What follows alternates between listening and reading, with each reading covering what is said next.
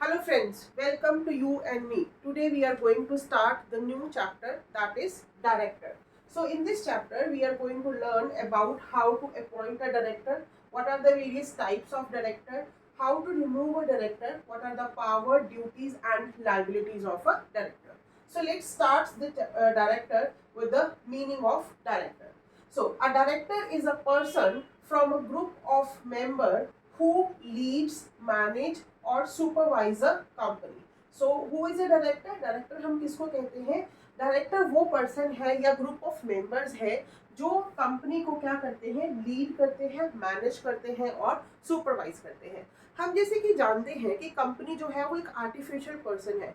So we are very much aware कि जो company है उसके ना तो हाथ है, ना पैर है, ना मुंह है, तो वो किसी पर्सन के थ्रू ही क्या करेगी, डील करेगी. इसलिए हमें किसकी जरूरत पड़ती है? कुछ पर्सन्स की जरूरत पड़ती है जिनको, जो कि कंपनी के काम को क्या करते हैं, लीड करते हैं, मैनेज करते हैं और सुपरवाइज करते हैं. तो उनको हम क्या बोलते हैं? डायरेक्टर बोलते हैं.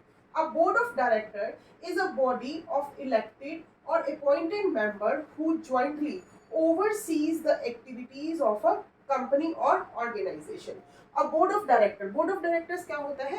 जो भी हमारे शेयर होल्डर्स हैं, जो क्रेडिटर्स हैं या फिर हमारे जो माइनॉरिटी शेयर होल्डर्स हैं, वो क्या करते हैं, अपने में से एक एक मेंबर जो है वो चूज कर लेते हैं. जब इन मेंबर्स को चूज किया जाता है, उनका जो ग्रुप बन जाता है, उस ग्रुप ऑफ मेंबर्स को हम क्या बोलते हैं? अ बोर्ड ऑफ डायरेक्टर बोलते हैं. तो वो सारे सिलेक्टेड मेंबर्स क्या बन जाते हैं? हमारे बोर्ड ऑफ डायरेक्टर बन जाते हैं, जो कि कंपनी की एक्टिविटीज को जॉइंटली ओवरसीज करते हैं. और वो जो कंपनी जो है वो एक organisation, non profit organisation, government agency और कोई भी कॉर्पोरेशन हो सकती है.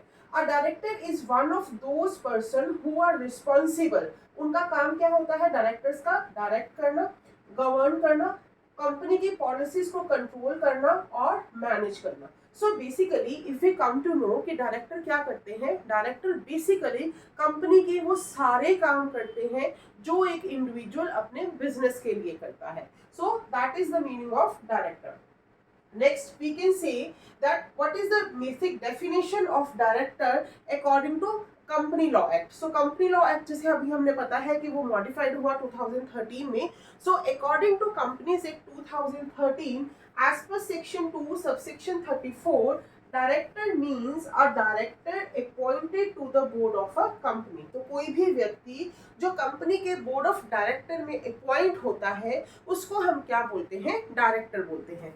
और कंपनीज एक्ट 1956 के accordingly director include any person occupying the position the director by whatever name it is called. तो कोई भी व्यक्ति जो डायरेक्टर की पोजीशन को ऑक्यूपाई करता है उसको हम क्या बोलते हैं? डायरेक्टर बोलते हैं. सो बेसिकली दोनों ही एक्ट के अकॉर्डिंगली 2013 और 1956 के अकॉर्डिंगली कोई भी व्यक्ति जो डायरेक्टर की पोजीशन के ऊपर काम करता है उसको हम क्या बोलते हैं? डायरेक्टर बोलते हैं.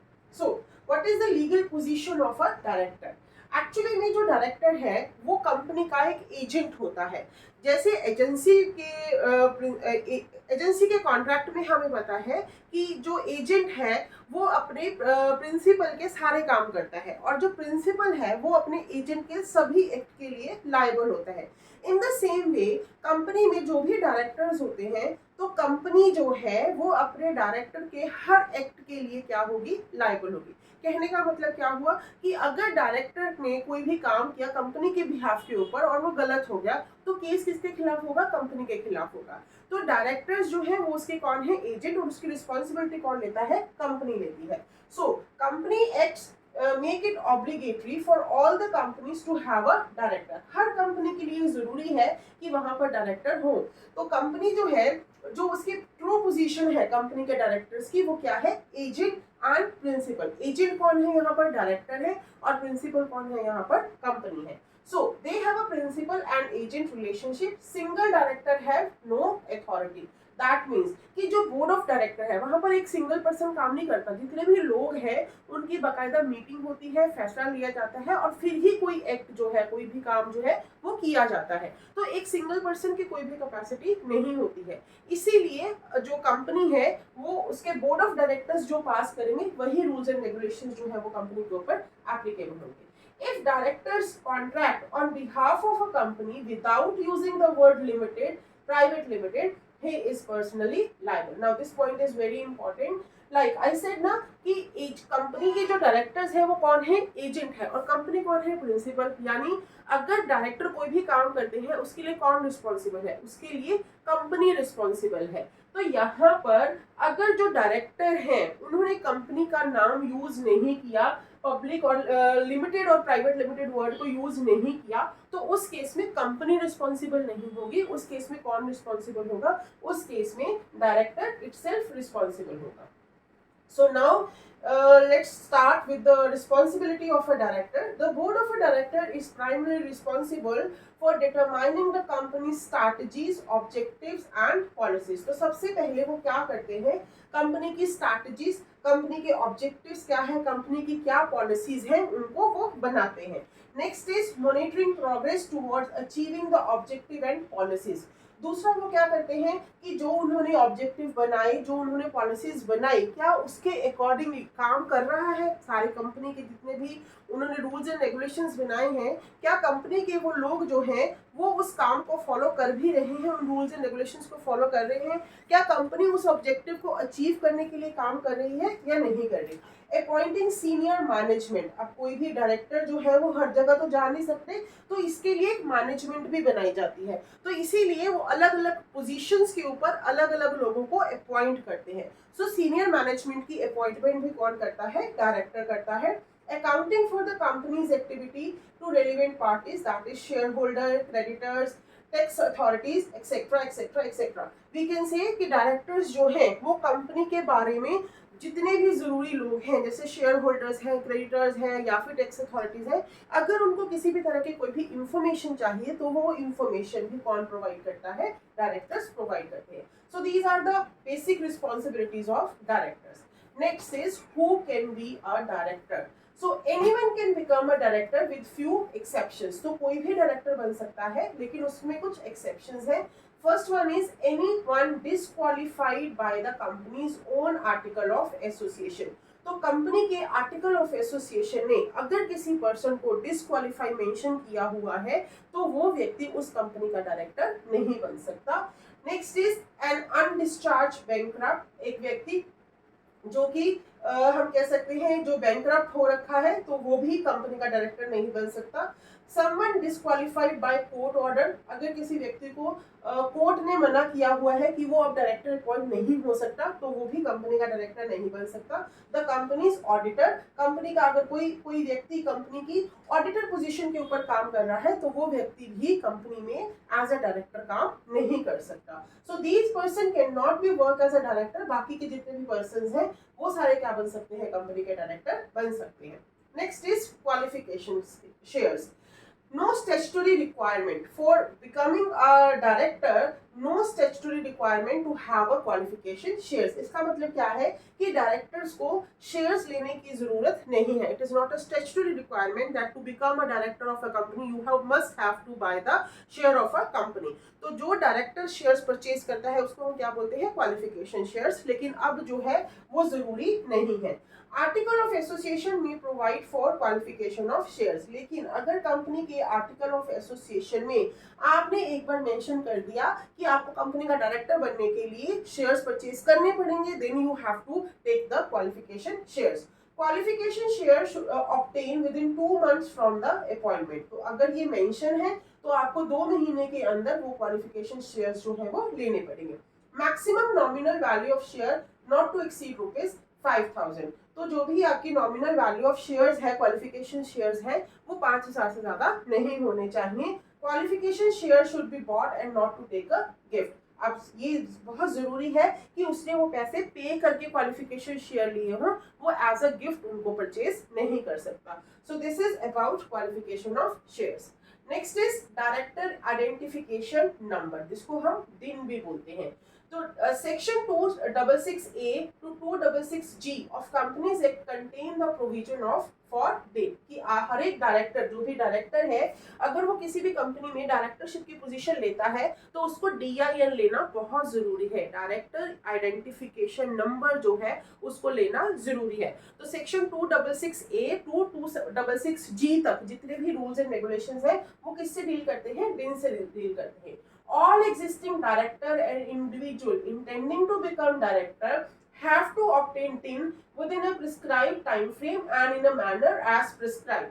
तो जितने भी व्यक्ति हैं जो डायरेक्टर की पोजीशन के ऊपर काम करना चाहते हैं उनको ये अपना डिन नंबर जो है वो लेना पड़ेगा जिस तरह से कंपनी एक्ट में प्रिस्क्राइब किया गया है एंड ड्यूरिंग दैट पीरियड जितना उसमें बताया गया है. Central government has prescribed director identification number rule 2006 governing director identification number. तो यहाँ पर बेसिकली क्या है, if you want to become a director of a company you must have to take the DIN number as per the prescribed manner. Next is minimum directors required in a company. It is very important कि एक company में कितने director होने जरूरी है. So one person company में कितने director होने चाहिए? Only one director. Private limited company में मिनिमम 2 डायरेक्टर का होना जरूरी है. पब्लिक लिमिटेड कंपनी में 3 डायरेक्टर का होना जरूरी है. अगर किसी कंपनी में 3 डायरेक्टर 2 डायरेक्टर जैसा कि यहाँ पर बताया गया है अगर वो नहीं है तो कंपनी जो है वो एथराइज्ड नहीं होती है, यानी उसकी रजिस्ट्रेशन जो है वो पॉसिबल नहीं हो पाती. So maximum 15 directors can be appointed in any format of a company, whether it is a one-person company, public or private. By passing special resolution, company can increase the number of directors beyond 15. अगर company को लगता है कि उसके matters जो है वो ज्यादा है, उनको ज्यादा डायरेक्टर्स की जरूरत है, बोर्ड ऑफ डायरेक्टर में और मेंबर्स होने चाहिए, तो वो जितने भी एग्जिस्टिंग रिक्वायरमेंट है स्पेशल रेजोल्यूशन पास करके वो और डायरेक्टर इंक्रीज कर सकती है. Out of appointed director, one director should be residence in India for more than 182 days in a previous calendar year. अब यहाँ पर ये चीज जरूरी है कि उसमें से एक रेजिडेंशियल डायरेक्टर का होना जरूरी है. रेजिडेंशियल डायरेक्टर जहाँ पर आपकी कंपनी का रजिस्टर्ड ऑफिस है, चाहे वो इंडिया है या फिर फॉरेन कंट्री है, वहाँ के एक व्यक्ति का रेजिडेंशियल स्टेटस होना जरूरी है, यानी कि वो 182 दिन से ज्यादा उस कंट्री में रह रहा हो. Next is types of director. Now this is important for your short notes. इसमें से आपको कोई ना कोई आ सकता है in the exams. तो कितनी तरह के डायरेक्टर्स होते हैं. First is residential director. अभी मैंने बताया कि कोई भी व्यक्ति जो 182 दिन से ज्यादा किसी भी कंट्री में रहता है तो उसको हम क्या बोलते हैं? रेजिडेंशियल डायरेक्टर बोलते हैं. So as per section 149 subsection 3 of Companies Act 2013, every company shall at least have one director who has stayed in India for a total period of not less than 182 days in a previous calendar year. तो वो पिछले साल के calendar में 182 दिन से ज्यादा यहाँ पर रहा होना जरूरी है. Independent director. As per section 149(6), an independent director in relation to a company means a director other than managing director, whole time director और nominee director. तो इन पोजीशंस के अलावा managing director, whole time director और nominee director के अलावा जो भी person director की पोजीशन पर है उसको हम क्या बोलते हैं? इंडिपेंडेंट डायरेक्टर बोलते हैं.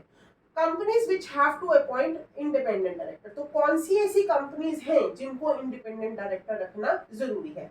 As per rules 4 of companies and qualification director rule 2013, the following class of company have to appoint at least 2 independent director. Public company having paid up share capital of rupees 10 crore or more. ऐसी company जिसकी paid up capital 10 crore से ज्यादा है या फिर 10 करोड़ है, उस company में आपका इंडिपेंडेंट डायरेक्टर होना चाहिए. Public company having turnover rupees 100 crore और मोर. ऐसी कंपनी जिसके टर्नओवर जो है वो 100 करोड़ या उससे ज्यादा है, उसके पास भी एक इंडिपेंडेंट डायरेक्टर होना चाहिए. Companies total outstanding loan, debenture and deposit of rupees 50 crore और मोर. ऐसी कोई भी कंपनी जिसके पास लोन और डिबेंचर्स जो है वो 50 करोड़ से ज्यादा है या 50 करोड़ है, तो वहां पर भी इंडिपेंडेंट डायरेक्टर का होना जरूरी है. तो 3 बातें कौन सी जरूरी हुई? पेड अप शेयर कैपिटल जिसकी 10 करोड़ से ज्यादा है उनको. दूसरा, जिनकी टर्नओवर जो है वो 10 करोड़ से ज्यादा है. तीसरा, जिनकी शेयर डिबेंचर्स और लोन जो है वो 50 करोड़ या उससे ज्यादा है. तो इन तीनों कंपनीज में, इन तीनों पब्लिक कंपनीज में इंडिपेंडेंट डायरेक्टर का होना बहुत जरूरी है. Next is small shareholder director. A listed company may have one director elected by small shareholders. May appoint upon notice of not less than 1,000 shareholder or 1/10 of the total shareholders. whichever is lower have a small shareholder director which elected from small shareholders. यहाँ पर अब small share holders का मतलब क्या है कि ऐसे share holders जिन्होंने बहुत कम मात्रा में आपकी कंपनी के शेयर्स परचेज कर रखे हैं, उनको हम माइनॉरिटी शेयर होल्डर्स भी बोलते हैं। तो ऐसे लोगों को हम स्प्रेस कर लेते हैं कि अगर कोई भी डिसीजन लेना है तो वो ऑटोमेटिकली उनके ऊपर एप्लीकेबल हो जाता है। जैसे मेरे पास सपोज 25,000 शेयर है तो मैं क्या हो गई, मेजर शेयर होल्डर हो गई। अब जो जिसके पास 100 शेयर होल्डर है हम उनकी बात ही नहीं सुन रहे हैं, तो इस केस में हम क्या करते हैं, एक स्मॉल शेयर होल्डर डायरेक्टर को अपॉइंट कर लेते हैं। लाइक वो अपने में से एक व्यक्ति को वहां पर एज ए डायरेक्टर की पोजीशन पर बिठा देते हैं। तो वो कौन होने चाहिए, 1000 शेयर होल्डर या 1/10 of the total small share holder, उसके 10वें हिस्से का जो भी व्यक्ति है वो क्या बन जाएगा, हमारी कंपनी का स्मॉल शेयर होल्डर डायरेक्टर बन जाएगा। Women director, as per section 149 subsection 1 subsection A, second provision requires certain categories of company to have at least one woman director on the board. Such companies are any listed company and any public company having paid up capital of rupees 100 crore or more, turnover of rupees 300 crore or more. तो कोई भी company जो listed है और जो public company है, अगर उनकी पेड अप कैपिटल 100 करोड़ से ज्यादा है या फिर 100 करोड़ है और जिनकी टर्नओवर 300 करोड़ या 300 करोड़ से ज्यादा है, ऐसी हर कंपनी को एक वुमेन डायरेक्टर जो है वो अपने बोर्ड ऑफ डायरेक्टर्स में शामिल करना पड़ेगा। Next is alternate director. Now as per section 161 subsection 2, a company may appoint if the article confirms such powers on a company or a resolution is passed if any director is absent from India or for at least 3 months. अगर कोई भी director अपनी directorship की position से 3 महीने के लिए किसी छुट्टी पर गया हुआ है, तो उस केस में उसकी जगह पर हमें कोई भी डायरेक्टर जो है वो अपॉइंट करना पड़ता है। तो ऐसा डायरेक्टर जो किसी की पोजीशन के ऊपर जितनी देर के लिए हम भी कह सकते हैं कि लीव वैकेंसी के ऊपर जब हम किसी को अपॉइंट कर लेते हैं तो उसको हम क्या बोलते हैं, ऑल्टरनेट डायरेक्टर बोलते हैं। Next is an alternate director cannot hold the office longer than the term of director in whose place he has been appointed. तो सबसे जरूरी बात है कि ऑल्टरनेट डायरेक्टर, मान लो एक डायरेक्टर ने 2020 में रिटायर होना था, तो जो ऑल्टरनेट डायरेक्टर है वो भी 2020 तक ही वहां पर अपॉइंट रहेगा। उसके बाद उसको ऑटोमेटिकली अपना जो ऑफिस है या वो पोजीशन है वो क्या करनी पड़ेगी, छोड़नी पड़ेगी। Additionally he will have to vacant the office if and when the original director return to India. जैसे ही ओरिजिनल डायरेक्टर जो है वो वापस आ जाता है तो वो व्यक्ति को वो पोजीशन जो है वो छोड़नी पड़ेगी। Any alteration in the term of office made during the absence of original director will apply to the original director and not to the alternate director. अब जो भी व्यक्ति जो ओरिजिनल डायरेक्टर की पोजीशन के ऊपर बिठाया गया था, अगर उसने कोई रेजोल्यूशन पास कर दिया है तो जो ओरिजिनल डायरेक्टर है जब वो वापस आएगा तो उसको उसके रूल्स एंड रेगुलेशन या जो भी उसने रेजोल्यूशन पास किया था उसको क्या करना पड़ेगा, फॉलो करना पड़ेगा। Next is shadow director. A person who is not appointed to the board but on whose direction the board is accustomed to act is liable as a director of a company unless he or she is giving advice in his own or professional capacity. तो कोई भी व्यक्ति जो directors की position पर नहीं है लेकिन वो अपनी एडवाइस देता है और डायरेक्टर उसकी बात सुनते हैं और उसकी मतलब कि उसकी वैल्यू है, उसकी डिसीजन मेकिंग में कोई वैल्यू है, तो ऐसे व्यक्ति को हम क्या बोलते हैं, शैडो डायरेक्टर बोलते हैं।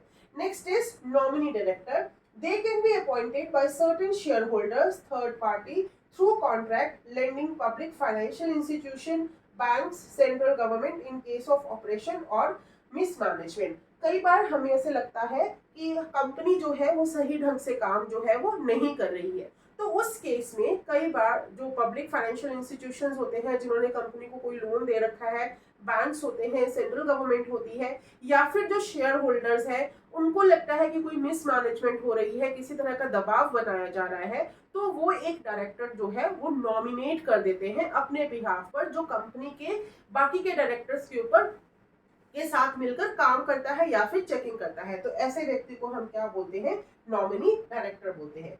Next is additional director.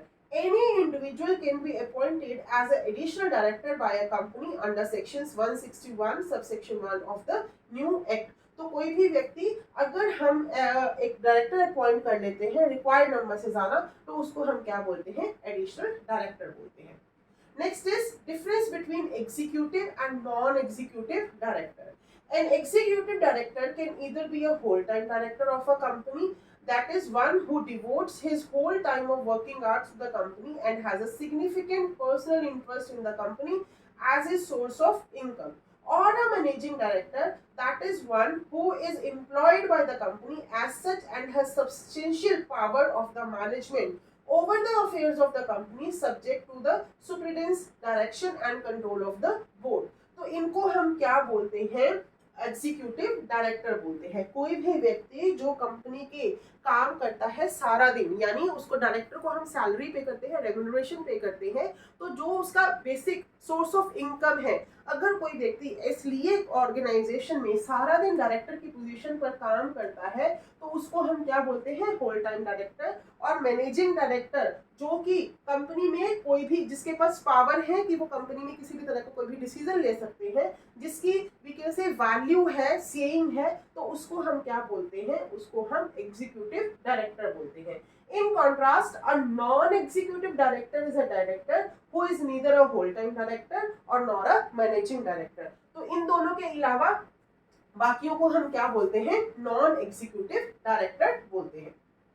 Next is appointment of director. अब हम कंपनी में डायरेक्टर को कैसे अपॉइंट कर सकते हैं, this is one of the major we can say important question in your exam, that how a director can be appointed in a organisation and how a director can remove. You will get the single question on both of this topic, that is appointment and removal of a director. So let's understand what is, how we can appoint a director.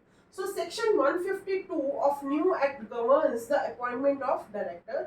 Certain specific requirement for the appointment of director as laid down in the new act are: if there is no provision for the appointment of director in the article, the subscriber to the memorandum, that is the shareholder who are individual, shall be deemed to be the first director of the company until the directors are duly appointed. अगर article of association में कुछ भी mention नहीं है कि हमने किस तरह से डायरेक्टर्स को अपॉइंट करना है, कौन डायरेक्टर बनेगा, तो जितने भी लोगों ने, जब हमने अपना मेमोरेंडम ऑफ एसोसिएशन बनाया होता है, उसको जो सब्सक्राइब करते हैं, तो उतने शेयर होल्डर्स उस घड़ी के लिए क्या बन जाते हैं, डायरेक्टर बन जाते हैं, जब तक कि हम बाकी के डायरेक्टर्स जो हैं वो अपॉइंट ना कर लें।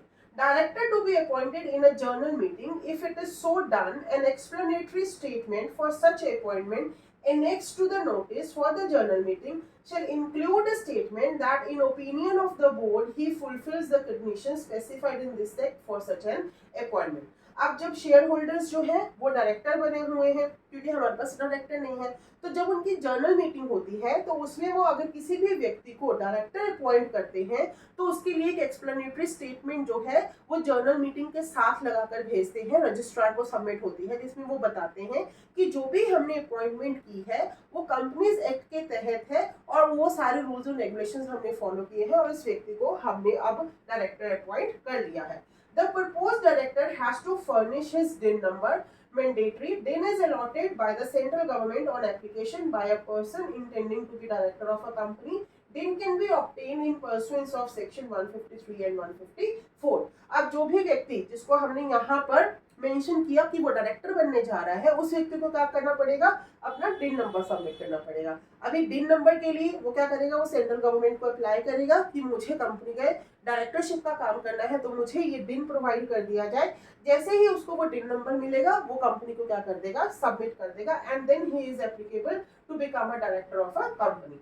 The proposed director has also to furnish a declaration stating that he is not disqualified to be a director. अब दूसरी चीज, जो व्यक्ति डायरेक्टर बनने के लिए हमने प्रपोज किया है उस व्यक्ति वो डिस्क्वालिफाइड नहीं होना चाहिए, यानी उसको अपना सारा वो लीगल फॉर्मेट जो है वो पूरा करके दिखाना पड़ेगा। Furthermore, such appointment should be within his consent. Earlier, such consent was not mandatory for private companies.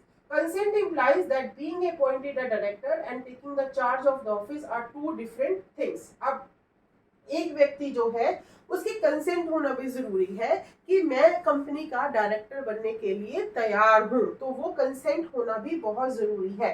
अब कंपनी का चार्ज लेना और सिर्फ अपनी हामी भरना, ये दोनों चीजें अलग अलग है। तो यहाँ पर जैसे कि हमने प्रोस्पेक्टस में भी डिस्कस किया था कि डायरेक्टरशिप की कंसेंट होना जरूरी है, एक्सपर्ट की कंसेंट होना जरूरी है कि हाँ जी ये प्रोस्पेक्टस हमारी मर्जी से है। तो इसी तरह से जब हम डायरेक्टर को अपॉइंट करते हैं तो पहले तो वो डिस्क्वालीफाइड नहीं होना चाहिए, उसकी कंसेंट होनी जरूरी है, उसका दिन नंबर होना जरूरी है। तब वो हम उसको क्या कर सकते हैं, हम एक व्यक्ति को एज ए डायरेक्टर अपॉइंट कर सकते हैं। Consent has to be filed with the registrar of the company within 30 days of appointment. अब जैसे ही वो अपॉइंट हो जाता है तो 30 दिन के अंदर वो कंसेंट जो है वो रजिस्ट्रार के पास सबमिट होनी बहुत जरूरी है। Now, the provision of optical proportionate representation, which was earlier mandate only for public company and the private company, which are subsidiaries of a public company, has now been extended to all the private companies. Also, the disqualification for appointment and reappointment director have been made applicable to private companies. Therefore, prior to appointing a director, a company must tick off the various disqualification for appointment as director under section 164 of the new act. अब कितने लोग जो हैं वो हमने appoint करने हैं उसका प्रोपोर्शनेट वो हमें निकाल लेना चाहिए। प्राइवेट कंपनी में कितने डायरेक्टर्स होने चाहिए, पब्लिक में कितने डायरेक्टर्स होने चाहिए, कौन कौन सा व्यक्ति जो है वो डिस्क्वालिफाइड है, हम किसको डायरेक्टर अपॉइंट नहीं कर सकते, ये सारी चीजें जो है वो चेक करने के बाद ही हम क्या कर सकते हैं, किसी व्यक्ति को कंपनी में एज ए डायरेक्टर अपॉइंट कर सकते हैं। डायरेक्टर में B appointed in the following veg. अब कौन कौन से तरीके हैं जिसके थ्रू हम डायरेक्टर्स को अपॉइंट कर सकते हैं। by the article as regard first director, by the company in journal meeting, by the directors, by third party, by the principle of proportional representation, by the central government। तो आज के lecture में हम यहाँ तक ही डिस्कस करेंगे कि किस तरह से हम डायरेक्टर्स को अपॉइंट कर सकते हैं। Let's read one by one. The first one is by the article or we can say the first director. First director are usually named in the article of association. Where the company has no article and article is silent regarding the appointment of a director, the subscriber of the memorandum who are individual shall deem to be the director of the company। जैसे मैंने आपको पहले बताया था कि अगर हमारा article जो है वो साइलेंट है या उस टाइम तक हमने कोई भी डायरेक्टर अपॉइंट नहीं किया है, तो जितने भी शेयर होल्डर्स हैं जिन्होंने मेमोरेंडम को सब्सक्राइब किया है उनमें से कोई भी एक व्यक्ति जो है वो कंपनी के डायरेक्टर की पोजीशन के ऊपर काम करता है, तो उसको हम क्या बोलते हैं, first director of the company बोलते हैं। They shall hold the office until the director are appointed at the annual journal meeting। तो जो भी कंपनी की फर्स्ट एनुअल जर्नल मीटिंग होती है, ये व्यक्ति जब तक कि हमारा डायरेक्टर अपॉइंट नहीं हो जाता तब तक ये इस ऑफिस को होल्ड करता है, तो ऐसे व्यक्ति को हम क्या बोलते हैं, फर्स्ट डायरेक्टर बोलते हैं। Next is appointment bye a company. Appointment of subsequent director is made at every annual journal meeting of the company. अब फर्स्ट एनुअल जर्नल मीटिंग में हमने क्या करा, डायरेक्टर्स को अपॉइंट कर लिया, तो जितनी भी एनुअल जर्नल मीटिंग्स होती हैं उसमें हम क्या करते हैं, डायरेक्टर्स को अपॉइंट करते हैं। तो जो भी हम डायरेक्टर्स में कंपनी में जो भी डायरेक्टर को अपॉइंट कर रहे हैं उसको हम क्या बोलेंगे, appointment by company. Section 255 provides that not less than 2/3 of the total number of directors of a public company or a private company which is a subsidiary of public company must be appointed by the company in a journal meeting। इसका मतलब क्या हुआ कि कोई भी public company जो है उसको अपने 2/3 मेंबर्स जो हैं वो खुद ही अपॉइंट करने पड़ते हैं, कहाँ पर, in the annual journal meeting. बाकी की जो मेंबर्स हैं 1/3 मेंबर्स जो रह गए हैं वो हमारे दूसरे होते हैं, जैसे शेयर होल्डर्स की तरफ से हो गया या फिर हमारा बाकी के क्रेडिटर्स की तरफ से हो गया, तो लेकिन 2/3 मेंबर्स जो है वो कौन करेगी, कंपनी के मेंबर्स जो हैं वो ही अपॉइंट करेंगे। तो जितनी भी हमारी पब्लिक लिमिटेड कंपनीज है या फिर कोई प्राइवेट कंपनी है जो कि पब्लिक लिमिटेड की सब्सिडरी कंपनी है, उसके 2/3 मेंबर्स कौन अपॉइंट करेंगे, अपॉइंटमेंट बाय कंपनी ही होगी in a general meeting. Next is these director must be subject to retirement by rotation। अब जो ये हमने डायरेक्टर्स अपॉइंट करे हैं, कंपनी के जितने भी डायरेक्टर्स होते हैं ये रोटेशन के द्वारा क्या होते रहते हैं, रिटायर होते रहते हैं on a seniority basis. Not more than 1/3 of the total number of directors can act as a non-retiring director. अब यहाँ पर क्या है, जितना 1/3 नंबर है, 2/3 का 1/3 नंबर जो है वो क्या होगा, वो रोटेशन के ऊपर के बिना काम नहीं कर सकता। The directors to retire by rotation at every annual general meeting must be those who have been in the office longest since their appointment. अभी मैंने आपको बताया कि सीनियोरिटी के बिहाफ पर, लाइक अगर मेरी अपॉइंटमेंट 2015 में हुई है तो एक व्यक्ति की 2017 में, तो सबसे पहले मैं रिटायर होंगी क्योंकि मेरा लॉन्गेस्ट पीरियड हो गया है। तो रोटेशन जैसे ही एनुअल जनरल मीटिंग आएगी, हम नया डायरेक्टर अपॉइंट करेंगे और पिछला एक डायरेक्टर जो है वो क्या हो जाएगा, रिटायर हो जाएगा। Those who become director on the same day subject to agreement among themselves retire one by one. तो जितने भी डायरेक्टर हम अपॉइंट करते हैं वो इस एग्रीमेंट को साइन करते हैं कि ऑन अ रोटेशन बेसिस हम क्या हो जाएंगे, रिटायर हो जाएंगे। तो ये एग्रीमेंट उनको साइन करना पड़ता है। Where the annual general meeting is not held, the director cannot prolong their tenure by not holding an annual general meeting in time. अब मैंने आपको बताया कि 1/3 डायरेक्टर जो है वो क्या करने पड़ेंगे, हमें रिटायर करने पड़ते हैं। तो ये जो है कि एनुअल जनरल मीटिंग में ही अपॉइंटमेंट करते हैं और एनुअल जनरल मीटिंग में ही वो क्या हो जाते हैं, रिटायर हो जाते हैं। अब मान लो हमने बोला कि एनुअल जनरल मीटिंग ही नहीं हुई तो हम रिटायर भी नहीं होंगे, नो, ऐसा नहीं है। जिस दिन वो एनुअल जनरल मीटिंग होनी थी या फिर वो हुई नहीं किसी भी कारण से, तो वो व्यक्ति ऑटोमेटिकली अपनी सीट से क्या हो जाएगा, रिटायर हो जाएगा। They would automatically retire from office on expiry of the maximum permissible period within which such meeting ought to be have been held. तो जिस दिन वो मीटिंग होनी थी या जिस डेट को वो एनुअल जनरल मीटिंग होनी थी, चाहे वो मीटिंग हो या ना हो, वो व्यक्ति ऑटोमेटिकली क्या हो जाएगा, रिटायर हो जाएगा। Reappointment of director. At the annual general meeting at which a director retired, the company may fill up the vacancy by appointing the retiring director or some other person there too. तो अब जैसे ही वो director retire हुआ, नया director appoint होना है, तो it may be possible कि जो हमने डायरेक्टर को रिटायर करा, अगर सब लोग अपनी सहमति दे देते हैं तो उसी व्यक्ति को हम दोबारा से रीअपॉइंट कर सकते हैं एज ए डायरेक्टर। तो वो वैकेंसी उसी दिन फिल भी हो जाती है। आज एक डायरेक्टर रिटायर हुआ तो चाहे उसी व्यक्ति को या फिर किसी और व्यक्ति को हम एज ए डायरेक्टर अपॉइंट कर देते हैं। If any person demand reappointment of retiring director is okay except in the following cases. अगर आपने वापस उसी व्यक्ति को दोबारा से reappoint करना है तो वो possible हो सकता है, but in the following cases, this is the exception. If at any previous meeting a resolution for his appointment was put to be vote and lost, लेकिन पिछली अपॉइंटमेंट मीटिंग में हमने एक रेजोल्यूशन पास किया था लेकिन किसी ने वोट नहीं किया कि नहीं इसको हमने दोबारा से डायरेक्टर अपॉइंट नहीं करना, तो फिर वो व्यक्ति जो है वो रीअपॉइंट नहीं हो सकता।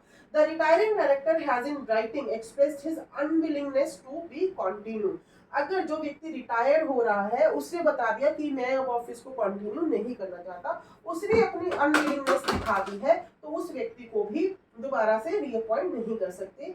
ही इज नॉट क्वालिफाइड और डिसक्वालिफाइड फॉर अपॉइंटमेंट। अगर वो डिसक्वालिफाइड हो जाए किसी भी रीजन की वजह से, a special or ordinary resolution is necessary for his appointment or a reappointment by virtue of any provision of the Companies Act. या फिर कंपनीज एक्ट में कोई स्पेशल मतलब कि उस व्यक्ति के लिए कोई स्पेशल रेजोल्यूशन पास करना जरूरी है या कुछ हमें और एक्शन लेने की जरूरत है और वो एक्शन हमने नहीं लिया या फिर हमने वो रेजोल्यूशन पास नहीं किया, तो भी उस व्यक्ति को हम दोबारा से डायरेक्टर अपॉइंट नहीं कर सकते। So these provisions you have to be follow while like in these particular cases, if the person is not willing to appoint, he is disqualified, or any resolution we have to pass and that resolution has not been passed, so वो व्यक्ति जो है वो दोबारा से reappoint नहीं हो सकता। Now appointment by third party nominee director. हमने पहले पढ़ा कि नॉमिनी डायरेक्टर होते कौन है। लाइक मैंने आपको बताया था कि अगर गवर्नमेंट को लग रहा है कि कोई कंपनी सही से काम नहीं कर रही है, क्रेडिटर्स को लग रहा है कि कंपनी की मैनेजमेंट जो है वो सही ढंग से काम नहीं कर रही है, जो स्मॉल शेयर होल्डर्स है उनको लगता है कि उनके साथ मिसमैनेजमेंट हो रहा है, तो उस केस में वो अपना एक नॉमिनी अपॉइंट कर देते हैं। तो ऐसे व्यक्तियों को हम क्या बोलते हैं, नॉमिनी डायरेक्टर बोलते हैं। So section 255 permits 1/3 of the total number of a director of a public company and of private company which is subsidiary of public company to be appointed by parties other than shareholder or a non-rotational basis. तो जो 2/3 थे वो कौन appoint करता था? Share holder. बाकी के 1/3 कौन अपॉइंट करता है? थर्ड पार्टी सीट करके। The article may give a right to the debenture holder, financial corporation, banking companies who have advanced loan to the company to nominate director. तो इन सभी लोगों को जिन्होंने कंपनी के डिबेंचर्स खरीद रखे हैं, फाइनेंशियल कॉर्पोरेशंस, बैंकिंग कंपनीज जिन्होंने कंपनी को बहुत लॉन्ग लोन दे रखे हैं, ऐसे सभी को अपने उस कंपनी में अपना डायरेक्टर नॉमिनेट करने की परमिशन होती है। These directors shall perform all the duties, but they have got immunity from action from any liability। अब ये डायरेक्टर जो है वो सभी काम करते हैं, लेकिन ये इनकी जो मतलब कि वी कैन से इम्यूनिटी, मतलब इनकी जो पावर्स है वो किसके ऊपर डिपेंड करती है? इनकी लाइबिलिटी के ऊपर। कि लाइक अगर एक फाइनेंशियल इंस्टीट्यूशन ने किसी कंपनी में अपना डायरेक्टर अपॉइंट करवाया है, तो उसकी अमाउंट जो है वो कुछ सफिशिएंट अमाउंट होना चाहिए जो उसके कंपनी के डिसीजंस के ऊपर इफेक्ट डालता हो या फिर उनके ऊपर किसी तरह का इफेक्ट डालता हो, तो भी हम क्या कर सकते हैं कि उसकी नॉमिनेशन जो है वो कर सकते हैं। Appointment by proportional representation. Director of a company are generally appointed by a simple majority of shareholders. Such appointment shall be made once in 3 years, and interim casual vacancy can be filled up according to section 262।